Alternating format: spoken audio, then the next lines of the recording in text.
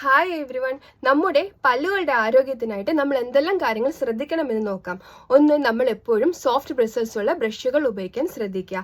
നമ്മൾ hard brush ഉപയോഗിക്കുക അല്ല ഹാർഡായിട്ടുള്ള എന്തൊരു ഐറ്റം ഉപയോഗിച്ചാൽ തന്നെയും നമ്മുടെ ഇനാമൽ പെട്ടെന്ന് കേടാവാൻ കാരണമാകുന്നു. പിന്നീട് നമ്മൾ യൂസ് ചെയ്യുന്ന ബ്രഷ് ഒരു 3 മാസം തോറും മാറ്റാൻ ശ്രദ്ധിക്കുക.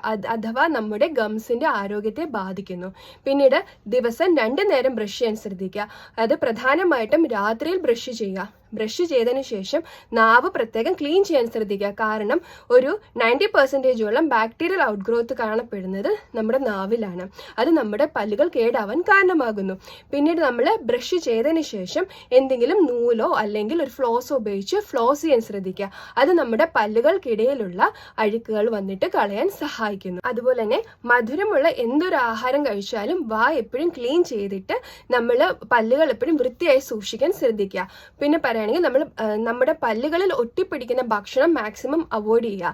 പഴങ്ങളും പച്ചക്കറികളും ധാരാളം ഉൾപ്പെടുത്താൻ ശ്രദ്ധിക്കുക. സോ ഈ ഒരു ഇൻഫർമേഷൻ എല്ലാവർക്കായിട്ട് ഷെയർ ചെയ്യുക. Thank you.